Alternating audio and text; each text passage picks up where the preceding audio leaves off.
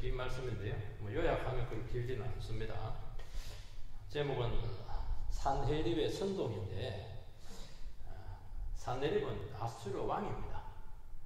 그래서 이제 실제로 선동한 사람은 군대 장관입니다. 그 랍사게, 이름도 조금 얍삽하게 생겼는데 랍스타 같기도 하고 외우기 쉽도록 그렇게 외울 가치는 사실은 없습니다. 랍사게가 어떻게 하나님의 백성들을 선동하고 공격을 했는가 하는 그 문제입니다. 오늘날 랍사게는 세상으로 될 수가 있죠. 세상이 얼마나 교회를 공격합니까? 악한 자들도, 하나님 믿지 않는 악한 자들도 랍사게입니다. 그럼 마귀도 랍사게입니다. 부부도 마귀 충동받으면 랍사게처럼 막 공격하고 선동할 수가 있는 거예요.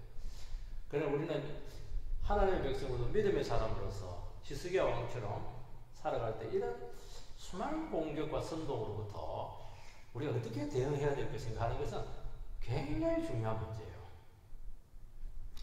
우리가 지난번에도 살펴봤지만 유다왕 히스기야는 아수르가 침략해 왔을 때 협상을 합니다. 협상이 나쁜 게 아니에요. 안 싸우고 협상으로 끝내는 게 제일 낫거든요. 그래서 뭐 금이랑 금 다 갖다 바쳤습니다. 물러갔는데 그러면 안 와야 되는 겁니다. 왜냐하면 그건 계약이거든요. 계약을 체결한 겁니다. 종주권 계약이 체결이 된 겁니다.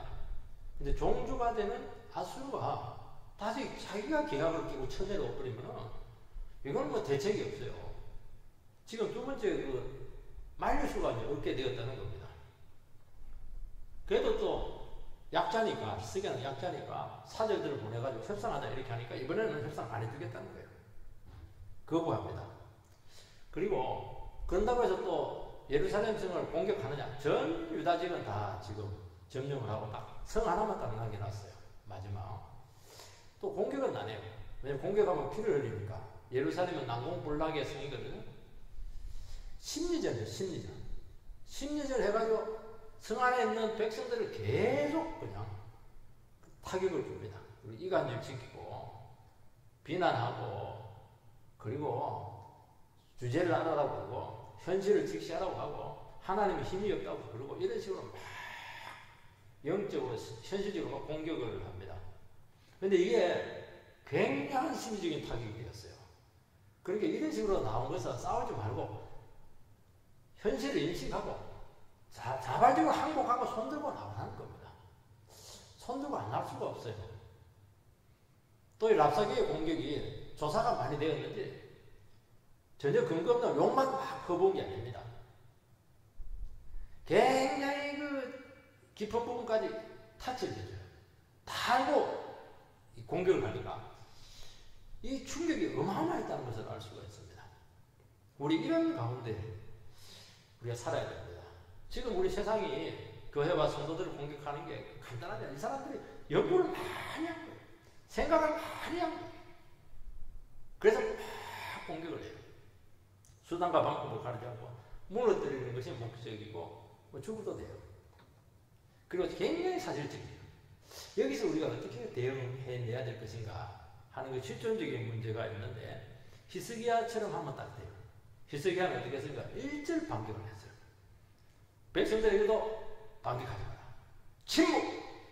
그리고 나서 이야기를 다 듣고 나서 성전에 올라가가지고 기도합니다. 딱 펴놓고 하나님 다 들었죠? 그대로 해주세요. 뭐 그날 저녁에 1,400명 보내가지고 18만 5천 명 아수르 병사들을 다 죽여버립니다. 그리고 나라도 끝나버려요. 한번 쉽죠. 그냥 랍사게가 하나님 가만히 있다고 해서 막 공격을 했는데 사실은 히스기야를 친 게 아니고 히스기야 뒤에 계신 하나님을 친 겁니다. 하나님이 손봐준 겁니다. 실제적으로. 그리고 히스기야는 그걸 어떻게 했냐니까 뭐 화만 확 내고 막 이렇게 한 것이 아니고 그걸 전부 다 신앙적으로 내면을 시켜버렸어요. 내가 얼마나 못 살았으면 랍사게가 그렇게 할까? 그러면서 자기를 돌아보는 그런 기회를 삼으면 여러분들이 백전백승할 겁니다. 꼭 그렇게 하시기 바랍니다. 세 가지로 공격을 합니다. 첫 번째는 히스기야의 무능과 실정을 공격을 합니다. 19절에서 21절 랍사게가 그들에게 이르되 너희는 히스기야에게 말하라. 대왕 아수르 왕의 말씀에 내가 의뢰하는 이 의뢰가 무엇이냐. 내가 싸울 만한 계교와 용력이 있다고 한다마는 이는 입에 붙은 말뿐이라. 내가 이제 누구를 의뢰하고 나를 반역하느냐. 이제 내가 너를 위하여 상한 갈대 지팡이 애굽을 의뢰하도다. 사람이 그것을 의지하면 그의 손에 찔려 들어갈지라. 애굽 왕 바로는 그에게 의뢰하는 모든 자에게 이와 같으니라. 뭐 길게 설명이 되어 있는데 설명이 들으면 간단하게 이해가 될 겁니다. 이 군대 장관 랍사게는 유다 왕 히스기야 왕을 공격을 하는데 뭘 공격을 하냐니까 네가 얼마나 무능한 왕인가 하는 것을 이야기합니다. 내가 싸울 만한 계교와 용력이 있다고 한다마는 이 말은 무슨 말이냐니까 네가 이 대제국 아수르에 대항해서 싸울 만한 지략이 있느냐 용기가 있느냐는 것입니다. 없다는 겁니다. 너는 군사력도 경제력도 없으면서 어떻게 감히 반아수르 정책을 펴며 그리고 그것도 모자라서 지금 막 라이벌인 애국의 동맹을 맺느냐. 네가 지금 정신이 있느냐는 거예요. 이것을 보면 히스기야는 굉장히 미숙하다는 것입니다. 정세 분석도 못하고 국제 정세가 지금 어디로 흘러가는가 하는 것도 잘 알지도 못하고 그리고 자기 능력을 지금 파악하지 못하고 있어요. 아버지 아스는 신앙적으로 굉장히 악한 왕인데 국제 정세나 정치 감각은 굉장히 뛰어나요. 그래서 결국에는 남유다를 전쟁에서 막았죠.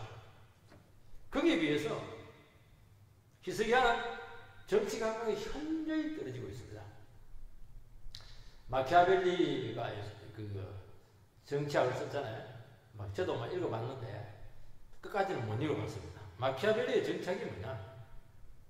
수단과 방법을 가리지 않고 승리를 쟁취해야 된다. 그게 이제 그 승리를 쟁취하는 방법이 뭐 여러 가지 방법이 있어요. 뭐 위협을 준다든지 백성에게 너무 잘해주면 안 된다든지 뭐 이런 여러 가지 방법들이 있어요.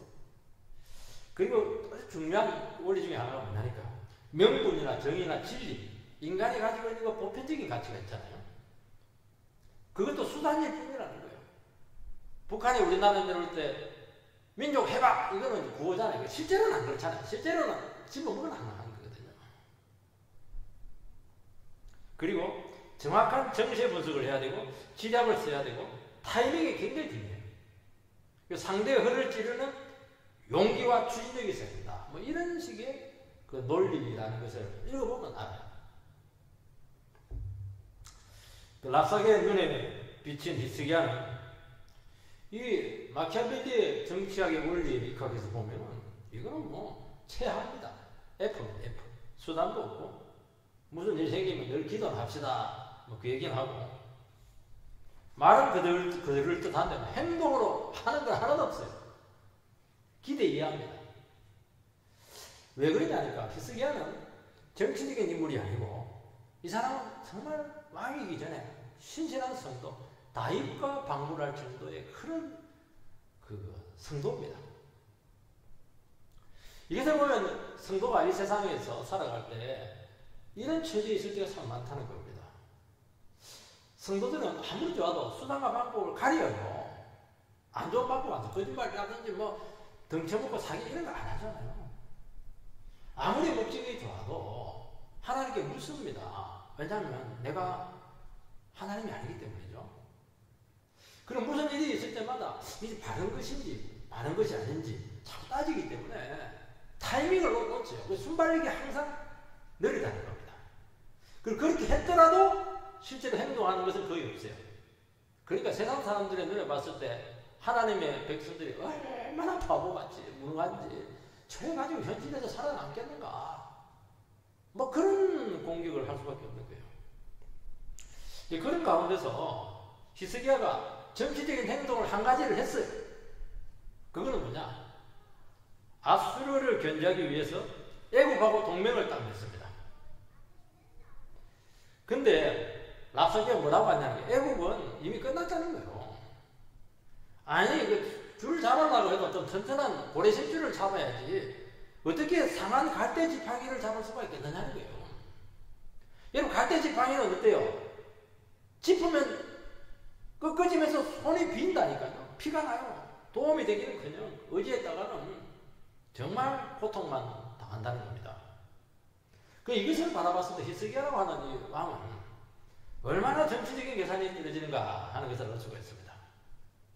그러면서 랍사게는 온갖 조롱을 당합니다. 우리 대왕이신 아수르 왕의 신복 하나도 너희들은 물리칠 수가 없다. 정말 온갖 조롱을 다 당하고 있습니다. 성도들은 이 세상이나 또 여러 가지 악한 자에게 정말 미련하고 바보처럼 보일 때가 많습니다. 왜냐하면 일단은 인간적인 방법을 쓰지 않아요. 그럼 무슨 일이 있을 때마다 하나님의 방법을 앞세웁니다. 자기 이익을 챙기는 것이 아니고 하나님 우선적인 삶을 살아가요. 하나님이 기뻐하시는지 항상 고려하기 때문에 실제로 현실에서 할 수 있는 것이 너무나 제한되어 있습니다. 현실은 좋은 것 있으면 일단은 그걸 챙겨놓고 봐야 되거든요. 근데 따지다 보니까 좋은 거 다 잃어버리는 겁니다. 그리고 하나님 외에는 다른 것을 의지하지 않습니다. 수단이 나쁘면 시도조차 하지 않아요. 여러분, 왜 이게 가능하냐면 하나님 백성들은 하나님만 의지하기 때문에 그래서 상황적으로도 마찬가지예요. 다른 거 시도해봐도 어차피 안 되는 겁니다. 어차피 안 되는 거예요. 아수르는 어차피 상대가 안 되는 거예요. 유다 5개 갖다 붙여놔도 상대가 안 돼요. 어차피 안 되는 겁니다. 어차피 안 되는 건 어떻게 해야 돼요? 망할 각오하고 죽을 각오하고 길은 하나밖에 없어요. 하나님 의지하는 수밖에 없는 겁니다. 그럼 믿음이 좋아서 그런 것도 있지만 상황적으로도 봐도 이거 밖에는 또 대안이 없어요. 아무리 뒤에 있는 사람들 끌어모아도 재벌 돈을 상대할 수가 있겠습니까? 재판한다고 해서 되겠어요? 안 되는 겁니다. 40대 명예퇴직한 집사님이 새로운 사업을 하려는데 할 것이 없다고 그렇게 난감해하는 것을 봤어요. 슈퍼를 하자니 주일 문 열어야 되고 식당을 하자니 술을 팔아야 되고 편의점을 하자니 그냥 예배드리기 어렵고 깨끗하게 할 수 있는 사업은 돈이 안 되고 재취업을 하려고 하니 명예퇴직한 그 직장에 반도 안 되고 대우가 형편없고 또 괜찮은 곳에 이렇게 지원을 하면 뽑지도 않고 목사님 어떻게 살아가면 됩니까? 답이 어디 있습니까? 죽을 각오하고 기도하라는 것이죠. 히스기야도 인간적인 수단을 씁니다. 애국을 의지했습니다. 왜냐하면 생존권이 걸린 문제이기 때문에 하나님만 바라보기에는 너무 절박합니다. 그래도 하나님 의지해도 뒤에 뭔가 하나 있는 게 나은 거예요.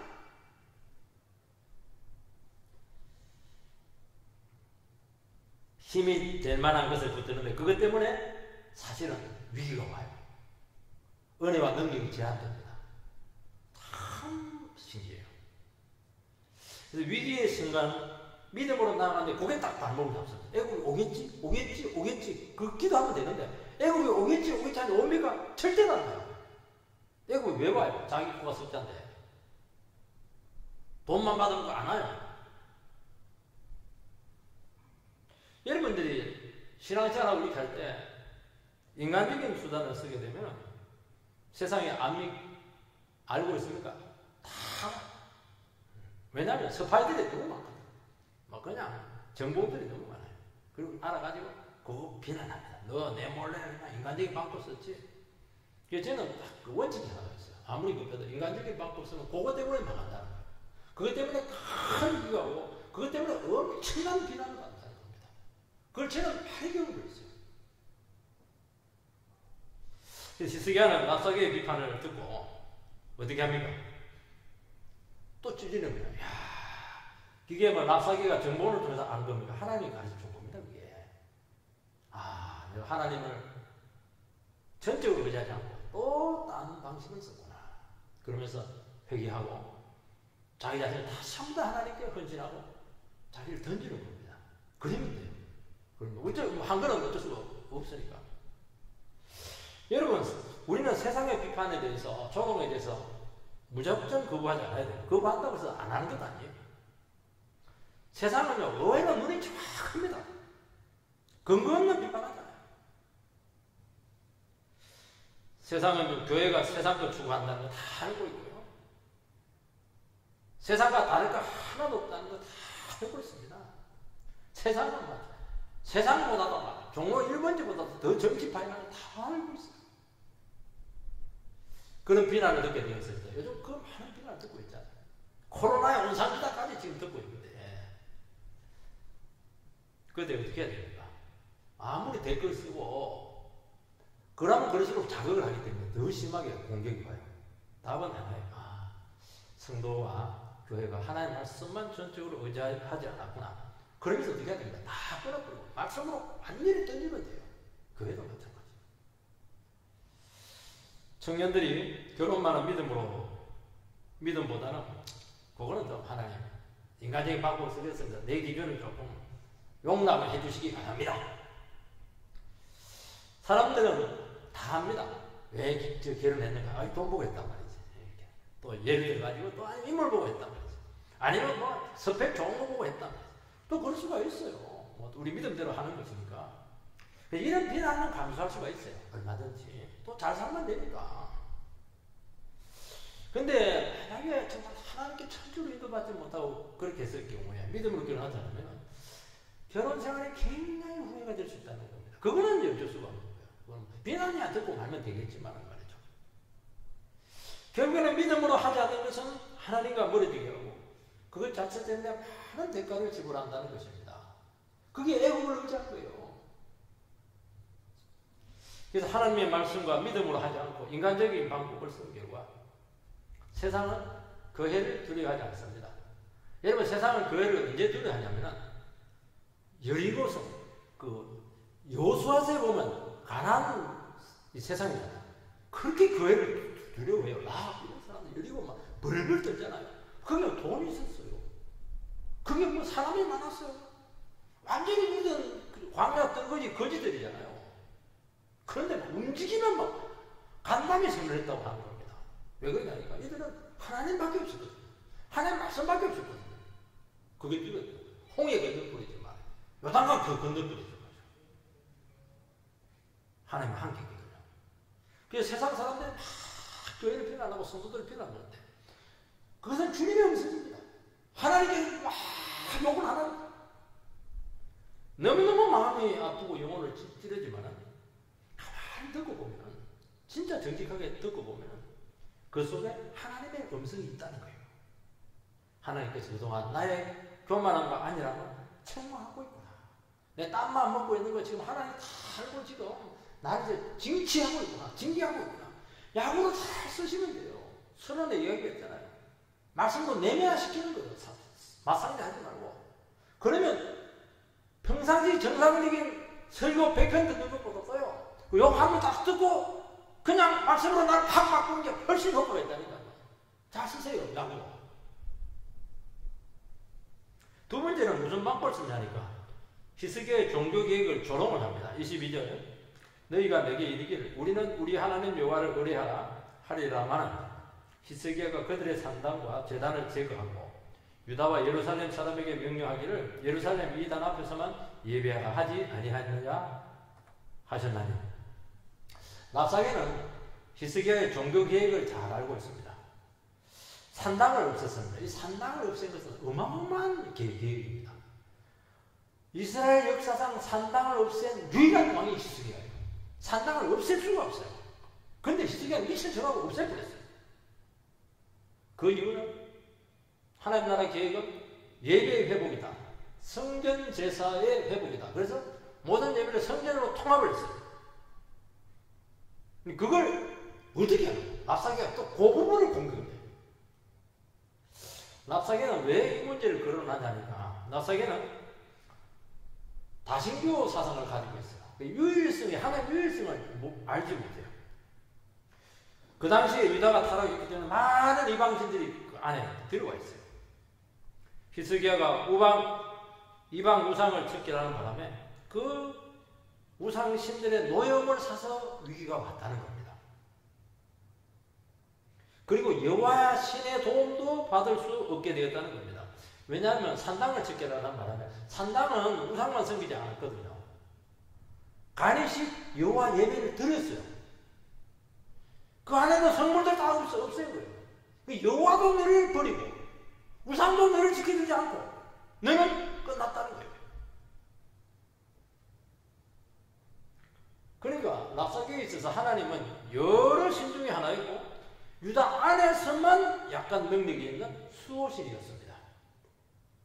그 하나님을 어떻게 네가 강크게 의지하느냐, 그렇게 지금 공격하는 것입니다. 더 큰 능력을 가진 신도 너무 많다는 거예요. 그 더 큰 능력이 뭡니까? 아수르잖아요. 아수르는 굉장히 힘이 있잖아요. 그거 신의 힘이었거든요. 여러분, 세상은 우리에게 공격합니다. 어떻게 이 넓은 세상 가운데, 엄청난 능력이 있는 이 세상 가운데 하나님만 믿고 살 수 있느냐는 겁니다. 세상으로 눈을 돌리라는 겁니다. 현실을 직시하라는 겁니다. 어떻게 예배만 드리고 있고 성경만 읽고 있고 기도만 하고 있느냐? 그래, 좋다. 네가 그렇게 뭐 믿음 좋다고 그러고 뭐 매일 뭐 말씀으로 개혁하고 회개하고 그렇게 한다 하는데 결과를 한번 보자는 거예요. 그렇게 하면 결과가 뭐냐?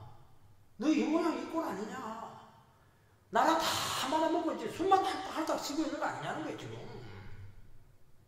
그거는 이유가 하나밖에 없다. 하나님의 힘이 없든지 하나님의 힘이 있더라도 하나님이 너를 미워하고 있다는 것입니다. 왜? 네가 하나님을 노역했기 때문이다 하는 결론입니다. 지금 아직 늦지 않았으니까 항복해라는 겁니다. 세상에 돌아오면 살아남을 수 있는 길이 너무 많다. 내가 또 잘 뒷바라지 해줄게. 아수로! 이렇게 하는 겁니다. 23절, 24절 읽어보면 청하건대 이제 너는 내 주 아수르 왕과 내기하라. 내가 만일 그 말 탈 사람을 낼 수 있다면 나는 내게 말 2,000마리를 주리라. 내가 어찌 내 주의 신하 중 지극히 작은 지휘관 한 사람인들 물리치며 애굽을 의뢰하고 그 병거와 기병을 얻을 듯 하냐. 하나님이 실세인지 아수르 왕이 실세인지 한번 내기를 지금 걸고 있습니다. 내기를 거는데 어떻게 하냐니까 유다 사람 중에 말 탈 사람이 있으면 2,000마리를 줄 테니까 한번 타보라는 겁니다. 이거는 약점이 있죠. 하나님께서 말을 가지지 말라 했기 때문에 말 탈 사람 없어요. 기병이 없어요. 그냥 알고 하는 거예요, 이게. 놀리는 거예요, 쉽게 말해서 이거는. 아수르의 하급 신하에게도 상대가 안 된다는 것입니다. 그리고 너희들 애굽을 뭐 의뢰한다고 했는데 절대로 도움받을 수 없다는 겁니다. 이게 틀립니까? 맞습니까? 다 맞아요. 분석이 정확해요. 여러분, 세상은 절대로 근거 없이 공격하지 않습니다. 신앙생활 열심히 하더니 내 처지가 이것이냐? 객관적인 수치를 놓고 보자는 거예요. 내가 믿는 신은 능력이 어떤지 잘못 믿고 있다는 거예요. 너무 너는 신앙이 폐쇄적이라는 겁니다. 다른 신 많다는 거예요. 세계는 많은 세계를 인정하는 거예요. 왜 이게 폭이 좁냐는 거예요. 배타적이고 유별하게 믿지 말라는 거예요. 믿음으로 살 때 결과가 좋으면 상관이 없는데 정말 현실이 뒷받침되지 않고 어려움이 생기면 정말 우리는 뭐 입이 10개라도 할 말이 없고 반격을 할 수가 없어요. 아직 기회 있다. 살 길 찾아라. 뭐 태틀이 똑같아요. 양상만 다를 뿐이지.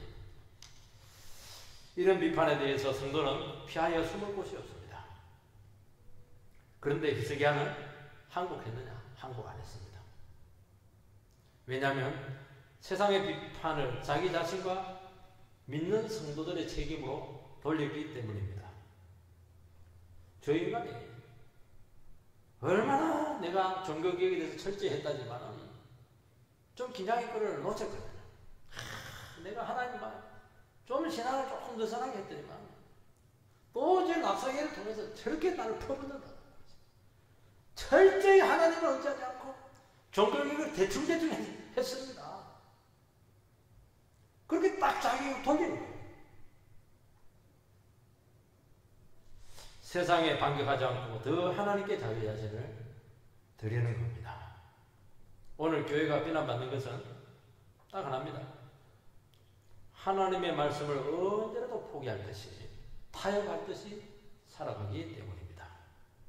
그 세상은 하나님하고 잡신하고 지금 막 혼동하고 있어요. 그러면 안 된다는 거예요. 하나님. 어떻게 해야 됩니까? 무슨 말을 하더라도 그냥 하나님 말씀을 붙잡고 어떤 공격 가운데서도 하나님 말씀으로 전부 다 그냥 해석을 해야 됩니다. 믿음으로 전부 다 성화시키고 하나님 나라는 말에 있는 것이 아니고 능력에 있느니라 그 말 믿고 전부 다 그걸 에너지로 써가지고 능력으로 전환시켜버리면 돼요. 엔진 있잖아요. 엔진 기름으로 써가지고 엔진을 돌려가지고 믿음의 능력으로 바꿀 수 있습니다. 엄청난 에너지입니다. 여기서 공짜로 쓸 수 있는 거예요. 25절 이거 보면은 내가 어찌 여호와의 뜻이 아니고야 이제 이곳을 멸하러 올라왔겠느냐. 여호와께서 전에 내게 이르시기를 이 땅으로 올라와서 쳐서 멸하라 하셨느니라. 지금 랍사게가 무슨 이야기까지 했냐니까 아수르가 유다를 침략한 것은 이건 하나님의 뜻이라는 겁니다. 그리고 너희들을 징계하고 심판하는 이유는 유다가 하나님의 뜻을 거절했기 때문입니다. 얼마나 깊이 있는 조건이에요. 이거는 우리 예수 믿는 사람들이 해석하는 거잖아요. 근데 랍사게가 이 말을 해요. 우리는 하나님의 대행자로서 너희들을 심판하러 왔다. 그 심판은 뭐냐? 너희들 우상을 섬기고 하나님의 뜻을 거스리고 이웃불문하고 하나님 싫은바 되었기 때문이다. 그 증거가 뭐냐? 우리가 그 먼 곳에서 예루살렘까지 올라왔는데 하나도 방해를 받지 않고 순조롭게 왔다는 거예요. 그건 하나님께서 길을 열어주었다는 거예요. 하나님께서는 징계의 채찍으로 얼마든지 아수르를 사용할 수가 있고 하나님께서 또 바벨론 많은 몽둥이를 통해서 하나님의 백성들을 징계합니다. 그러나 그거는 징계의 도구지. 그거는 조교입니다. 조교는 뭐 일정 기간만 때리고 일정 기간 훈련하고 그리고 때가 되면 그냥 나가든지 그냥 그거는 그냥 하나님을 심판하는 거예요. 히틀러가 하나님이 세운 징계의 채찍이라는 것에 대해서는 받아들여야 하느냐 하는 것은 굉장히 큰 위협이죠. 나중에 그것을 독일 교회가 히틀러를 하나님께서 세우신 메시아라고까지 얘기해요. 사실은 채찍이었는데 혼동을 많이 준다는 겁니다. 이게. 여러분 징계의 채찍은 한시적이고 한정적이고 그리고 하나님께서 징계의 채찍을 드실 때는 자기 백성의 영적인 유익을 위해서 주신다는 것입니다. 부모가 자식을 때릴 때 죽이려고 하는 거 아니거든요. 말로 안 되니까. 매일 대서라도 인간 만들겠다는 것입니다. 그러면 똑똑한 자식은 내 빨리 인간 돼야지.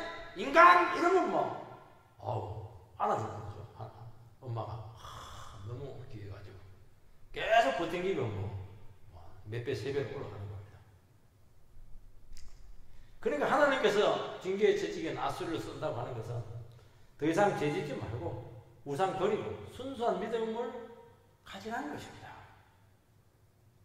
여러분 세상 채찍에 회개의 심령과 주만 바라보는 믿음으로 견뎌야 하는 것입니다. 그래서 우리는 이 징계에 대해서 채찍에 대해서 세상의 공격과 아픔에 대해서 하나님께서 나에게 또 징계의 채찍을 대구나. 그래? 그동안 죄 못 끊고 있었는데 나쁜 관계 하고 있었는데 우상 섬기고 있었는데 세상 탐욕을 따라가고 있었는데 맞아 바꾸자 이번 기회에. 그러면 몽둥이는 없어지는 거예요. 어디 관계가 없어요. 나를 깨우치기 위해서다. 믿음의 사람을 만들고 하는 게 목적이다. 그게 답입니다. 그럼 어디 관계 없어요. 근데 끝까지 안 하면 그 몽둥이가 바뀝니다. 어떻게 바뀌고 아수르에서 바벨론으로 바뀌고 헬라로 바뀌고 로마로 바뀌고 막 그냥 줄줄이 사탄으로 타작을 당한다는 겁니다. 세 번째는 이간책을 쓰고 있습니다. 29절에서 31절을 보면 왕의 말씀이 너희는 히스기야에게 속지 마라. 그가 너희를 내 손에서 건져내지 못하리라. 또한 히스기야가 너희에게 여호와를 의뢰하라 함을 듣지 말라. 그가 이르기를 여호와께서 반드시 우리를 건지실지라. 이 성읍이 아수르 왕의 손에 함락되지 아니하게 하시리라 할지라도 너희는 히스기야의 말을 듣지 말라. 히스기야는 왕이지만 목자잖아요.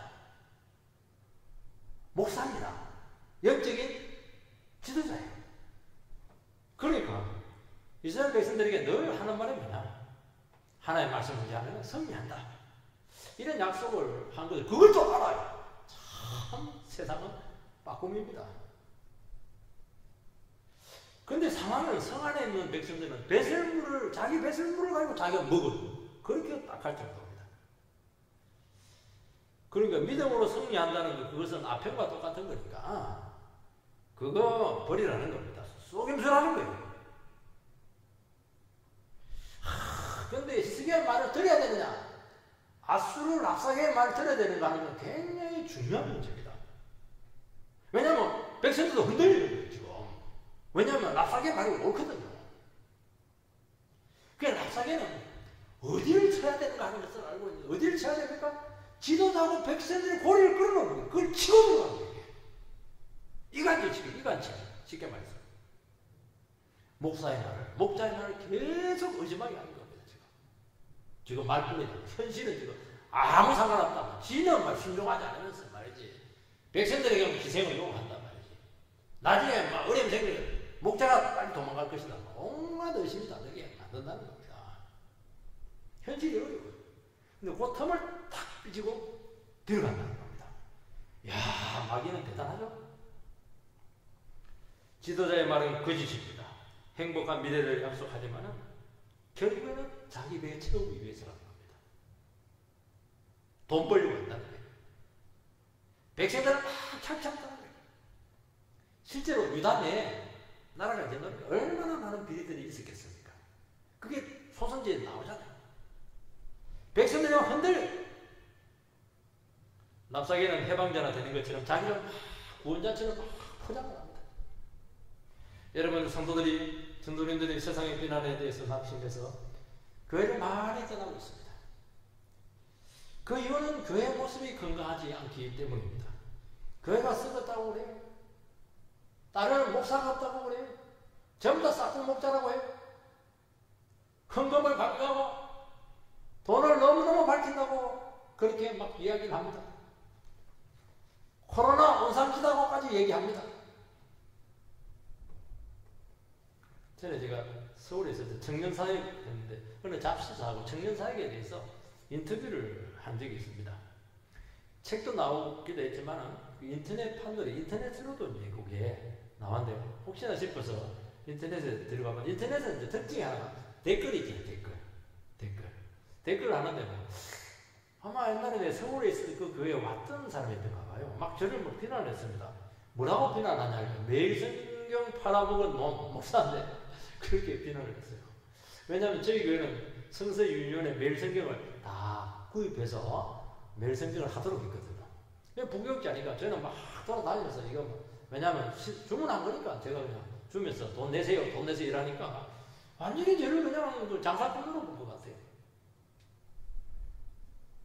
여러분 세상은요 사소한 것들도 전부 다 터질거립니다. 보세요. 거기서 내가 장사했잖아요. 장사. 속도 모르고. 그러니까 교회에서는 전부 다 터질거리가 될 수 있는 거예요. 얼마나 기도가 많이 필요한지 몰라요. 수련회 갔다 오다가 교통사고 나는 바람에 교회가 큰 시험 받는 경우 너무 많잖아요. 이게 왜 무슨 날이냐. 그런 일이 생겼을 때 마귀가 그 틈을 파고든다. 그걸 조심해요. 기다려서 싹 묻어버리는데 믿어줘버리는데 그죠? 의도가 그럴 거 아니야. 그럴 거 아니야. 뭐 다른 이유가 있을 거야. 하나님의 선한 뜻이 있을 거야. 이렇게 뿌리면 되는데 마귀는 계속 그래서 정말 이제 딴짓 하더니만 저거 지금 뒤로 호박씩 가고 있다. 이렇게 나가니까 시험꾸리가 되는 것이고 교회가 박살이 나는 겁니다.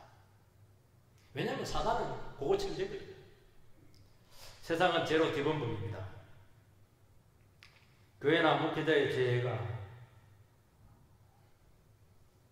드러나면 막 신문에 막 대문장 한만하게 나와요. 자기는 뭐 그 죄 수십 배 수백 배 하고도 떳떳하게 살아가는데 목사가 뭐 혹시라도 뭐 간업죄 지었다 온 동네 막내만 다 터뜨려 유튜브 돼가지고 막 그냥 물론 그걸 뭐 잘했다는 건 아닙니다. 그 세상에 생리라는 거예요. 왜 그렇게 믿지 말라는 거예요. 지도자 믿지 말라는 거예요. 목사 믿지 말라. 목사 믿지 말라는 거예요. 그게 끝나는 거예요. 그거 거기다가는 끝난다는 거예요. 물론 뭐 그 교회는 좀 조심해야 돼. 진짜 그 문제가 생겼다. 그 의도가 무엇이죠? 교회와 목회자를 공격해서 한 교회라도 깨뜨리는 겁니다. 여러분, 돈을 그리 밝힌다고 하는데 객관적으로 한번 보시기 바랍니다. 목회자는 대부분 어렵게 삽니다. 우리 교회도 굉장히 큰 교회예요. 진짜 세금 한다고 그랬지만요, 한 70%는 전부 다 구제 대상이에요. 자립이 안 되는 겁니다. 농촌교회는 최저예요. 여러분, 목회자를 불신하고 말씀을 믿지 못하게 만들기 위해서 그렇게 하는 것입니다. 히스기야는 믿음의 사람이지 않습니까? 그래서 자기가 반격하지 않아요. 이거 뭐 반격한다고 자극만 하기 때문에 절대로 그렇게 하면 안 돼요. 그리고 어떻게 하면 하나님께서 대신 싸워줄 때까지 기도하면서 기다립니다. 이게 답입니다. 그러니까 랍사게는 내가 막 커보도 막 그냥 반격 못하네, 끽소리 좀 못하네, 자기 주장에 묵혀진다 착각을 하고 더 공격을 하는 거예요. 그러니까 하나님께서 도가 넘었으니까 심판한다. 여러분, 랍사게의 선동 앞에 히스기야와 백성들은 딱 하나를 했습니다. 침묵. 얼마나 마음이 한동이겠어요. 그냥 막 성에서 뛰어내리고 싶은 사람 많았을 겁니다. 어차피 죽으니까.